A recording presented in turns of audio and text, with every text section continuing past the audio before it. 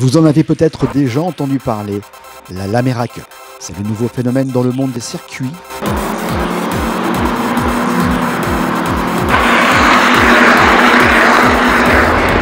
Plus de 100 pilotes sur chaque épreuve. Des courses d'endurance de 8 heures, 24 heures et même 30 heures, la course la plus longue du monde.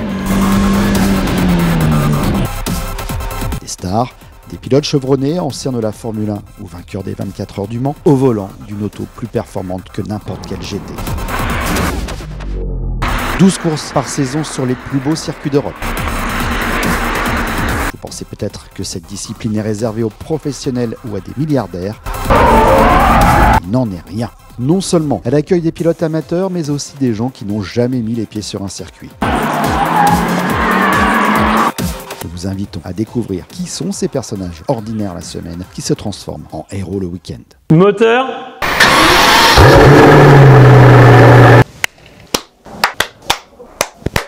Action.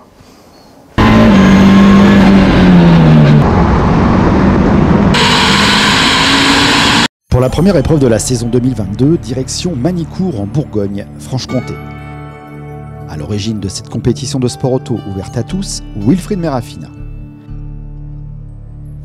Il y a 10 ans, en plus d'avoir créé la Lamera Cup, il a carrément imaginé un concept car.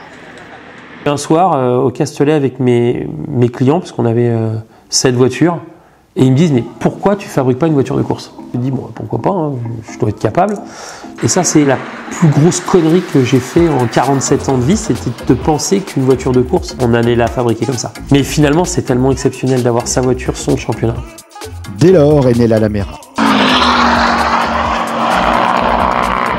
Un prototype unique, entièrement dédié au circuit. Châssis tubulaire, arceau, moteur 5 cylindres emprunté à la Ford Focus RS. Résultat, 330 chevaux pour 950 kg. Un rapport poids-puissance qui offre plus de performance qu'une Porsche GT3 RS ou qu'une Mercedes AMG GTR.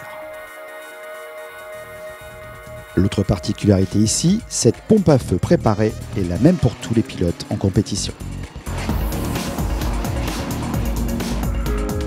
Parmi eux, Greg Fargier, pour cet ancien pro devenu metteur au point dans les pneumatiques, rien ne vaut cette course.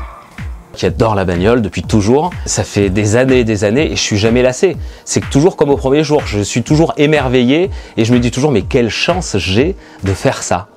Ok Kevin, Wilfried fait un ravitaillement, il faut que tu le dépasses au prochain tour quand il sort de la pit lane. Bien reçu. Ma mère me le dit souvent, certains enfants apprennent à dire des mots quand ils sont tout petits. Moi je voyais passer dans la rue des voitures, je connaissais la marque des bagnoles en reconnaissant les logos. Cet autre pilote d'apparence posée, c'est Kevin Parsa, un entrepreneur de voitures de luxe qui se transforme en fou du volant sur la piste. Quant à Michel Abric, salarié à la SNCF. C'est un plaisir, c'est une compétition, mais c'est d'abord un plaisir. Je fais tout moi, donc ça me coûte moins cher. Pour tous les membres de l'équipe, je réserve l'hôtel partout où on se déplace sur les circuits.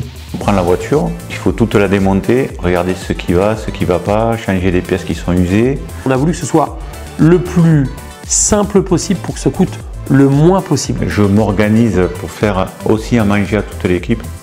Non mais sérieusement, ça peut m'arriver de dire, pendant que je suis en train de piloter, de faire chauffer l'eau pour les pâtes. Il n'y a aucun problème là-dessus. Tu vas pouvoir croiser un Eric Comas, tu vas pouvoir croiser un Christophe Bouchu qui a gagné les 24 heures du Mans, et tu te rends compte que finalement, bah ouais, tu peux les battre.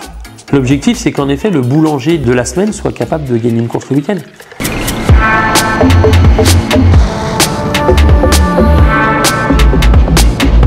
Des pilotes amateurs donc, mais qui battent la plupart du temps les anciens professionnels. D'ailleurs, Christophe Bouchu, multiple champion du monde GT et vainqueur des 24 heures du Mans avec Peugeot, est là pour en témoigner. Ce sont des pilotes qui n'ont pas une carrière très marquée, mais qui se sont orientés dans des disciplines et qui sont très performantes. Et si on parle d'égalité avec le même bolide pour tout le monde, il y a néanmoins 3 catégories d'équipage. Un équipage gentleman, ce sont que des amateurs. Un équipage pro-am, ce sont soit des amateurs qui ont un bon niveau d'expérience, soit un pilote très confirmé avec des gentlemen. Et ensuite, les équipages élites, ce sont soit des pilotes professionnels, soit des pilotes très confirmés. La Lamera Cup fête donc ses 10 ans, 10 10 ans d'une discipline qui aura créé de réelles vocations au pilotage de course. Je dis toujours, la ligne blanche qui est à la sortie des stands, là, il faut être pied dedans. Voilà.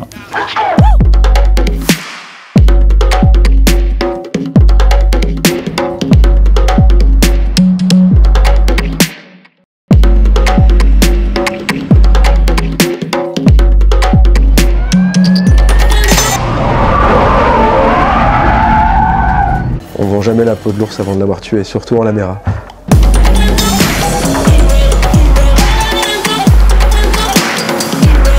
T'es tellement heureux d'être là où tu es, c'est un plaisir incroyable.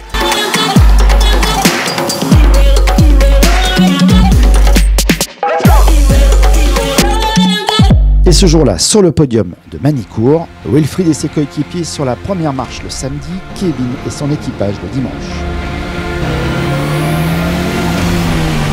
Sur la deuxième marche, c'est Michel, notre monsieur SNCF, qui s'illustre.